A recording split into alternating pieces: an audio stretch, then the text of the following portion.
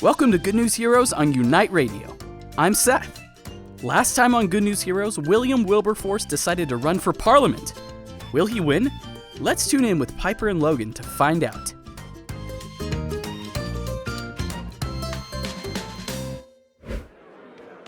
Hey, Mom. Hey, Dad. Hey, Uncle Mike. There you are. Hey, kids. Hey, how was church for you? Good. Oh, we talked about the parable of the lost sheep. I got to tell everyone that sheep make milk. Not everyone knew that, but none of them said that they would even drink the milk. Can't blame them. They could at least try it. So, where do you kids want to go for lunch?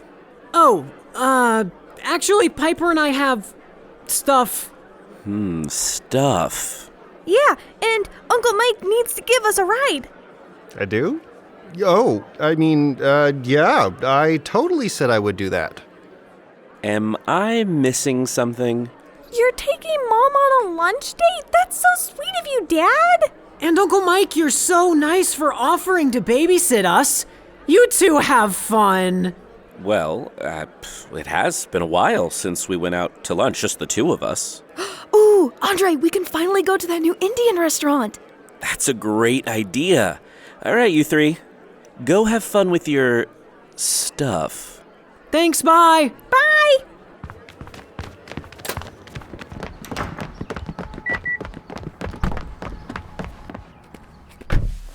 All right, what are you two up to? We did not plan on ditching your parents. Yeah, but Piper and I overheard you telling Mom that you have a lot of jobs Monday and Tuesday, so we didn't think you'd have enough time to tell us about Wilberforce. We had to take drastic measures. Dad's birthday is next Saturday, and we have to get his gift ready before then. So we gotta finish the story quick, plus you went along with it. Indeed I did. Nice work, you two. But wait, where are we going? I still want lunch. I don't care. Take us wherever you want to eat. Yeah. Oh, just not Indian food. It's too spicy. And we'd run into Mom and Dad. All right, then. So, did the election get scheduled for after Wilberforce's birthday? He didn't know, but Wilberforce campaigned anyway. He went around all over Hull, convincing people to vote for him. He even planned a huge 21st birthday party to celebrate his hopeful election, even though he wasn't sure when the election would be. That seems like a pretty big risk. And weren't there other people who wanted to be elected too? Yep. 2 other people were campaigning against Wilberforce, but he was willing to take the risk. His birthday approached and he still hadn't heard anything, so he figured no news was good news. The longer it took, the more it meant he'd have a chance at being elected. On his 21st birthday, Wilberforce got the news that Parliament would be holding the election after his birthday. After that, Wilberforce worked even harder to win the votes he needed. On September 11th, 1780, he anxiously waited for the results of the election. Attention! Attention! The results of the election are in. Here it goes. The winner, receiving over half the votes for Parliament, is William Wilberforce. Yes! Thank you! Thank you, people of Hull. As I'm sure you all know, Mr. Wilberforce reached the minimum age of 21 just 18 days ago. This election means that Mr. Wilberforce will be the youngest member to be elected to Parliament. Congratulations, Mr. Wilberforce.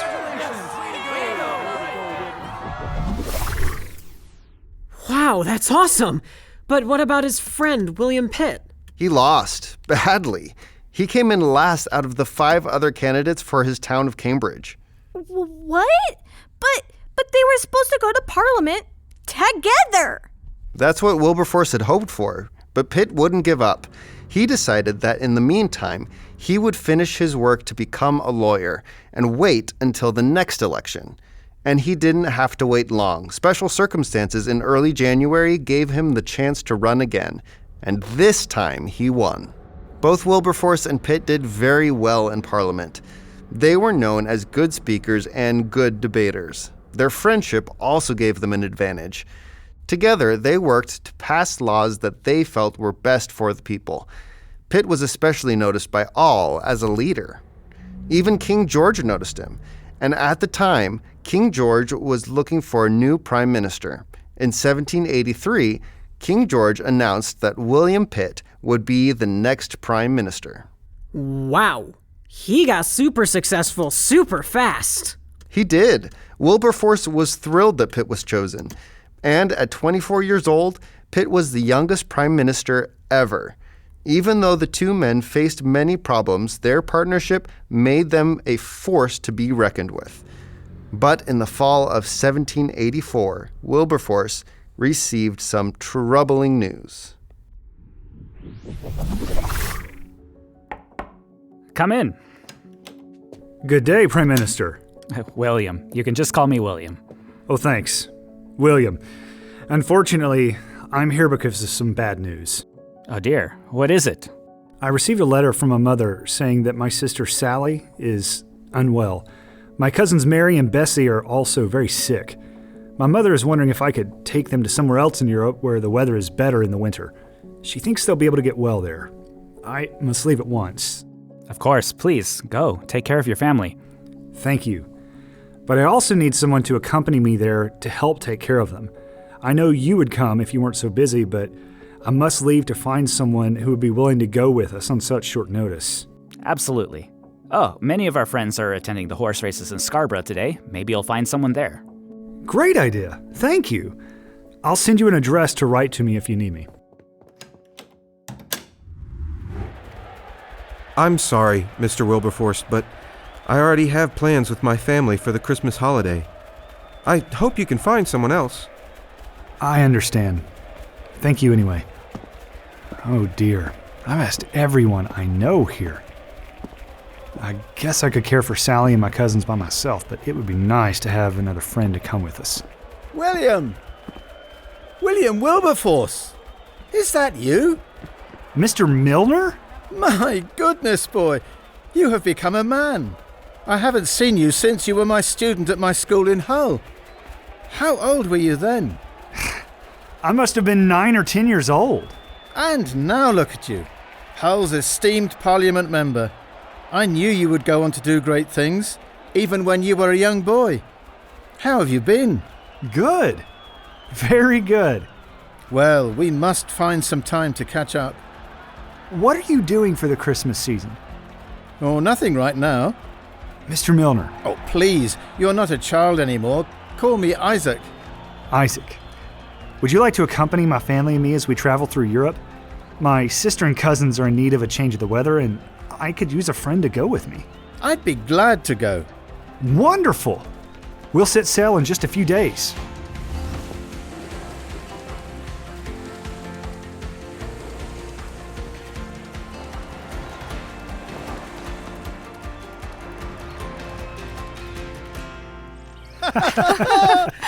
Oh, how I missed your storytelling, Isaac. I'm so glad William ran into you and you got to go on this trip with us.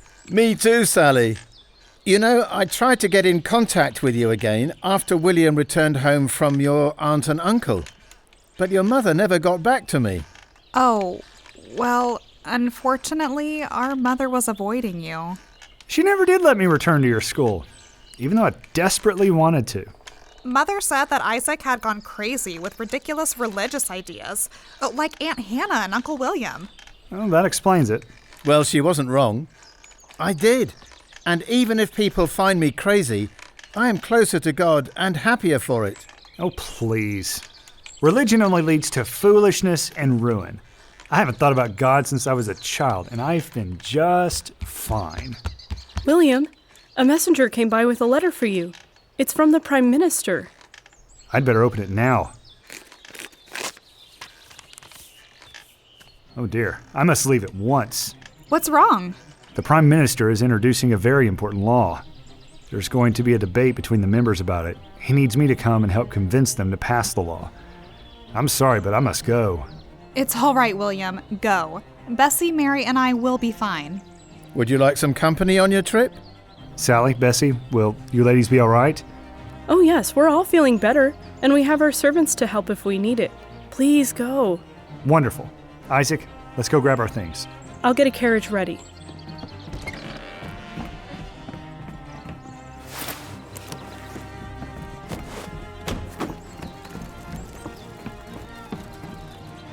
Would you like a bit of reading for your trip? I just finished it and it's fantastic. The Rise and Progress of Religion in the Soul by Philip Doddridge. Never read it. Is it worth reading? Oh, yes. It's one of the best books ever written. Let's read it while we travel. All right. I think this will make for an interesting debate. I agree. Good, you made it.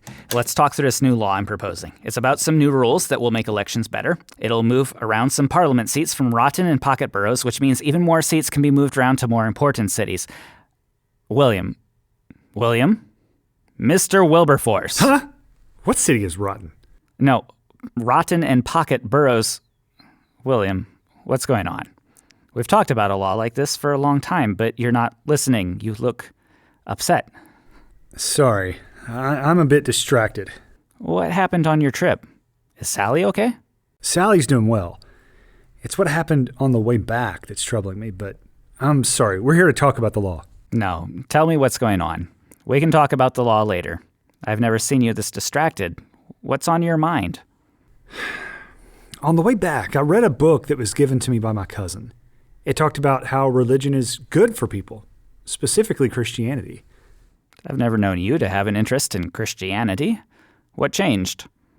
I found a friend to accompany me to Europe, an old teacher and friend of mine. He has the same beliefs as my Aunt Hannah and Uncle William. Oh yes, I remember you talking about them. They made quite an impact on you as a child. Yes, they loved me dearly. But what I remember most about them was the joy they had in knowing God. Growing up, anything related to God was boring to me. But they genuinely loved Him and loved following Him. I even grew to love God for a time. I read the Bible, prayed, and even wanted to serve Him with my life. It was all thanks to my family's teaching and that of John Newton. The former slave trader. You heard him preach when you were a boy? Yes, and he became a dear friend. That time of my life was one of the happiest. But when my mother brought me home, she kept me from learning more about God. She was afraid I would be distracted and want to serve God instead of working to make our family successful, and I believed her. I haven't seriously thought about God since then, but the arguments the book makes for God are very convincing. How convincing? Enough to change your belief? Yes. I've realized I'm a sinner and I need God to save me. I believe in Jesus as my Savior. I went into Parliament to give my life purpose. But what's the point of it all if it isn't for a higher purpose? Wow. William Wilberforce, a Christian.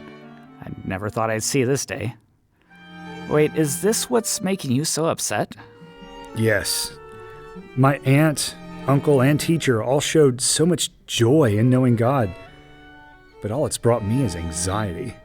I feel like I'm trapped between two worlds.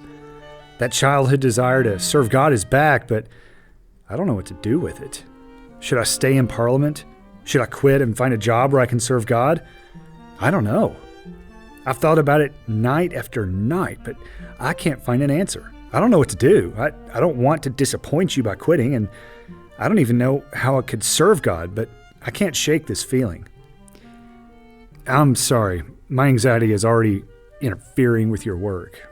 William, you're my best friend. Nothing will ever change that. Yes, I want you to stay in Parliament. There's so much good you can do. But I would support you if you choose to quit. But please, will you take some time to think about it? Don't make a quick choice. I will. Maybe Reverend Newton will be willing to talk to me about it. He was always willing to talk about my questions when I was a boy. Maybe he'll still be willing to help me today.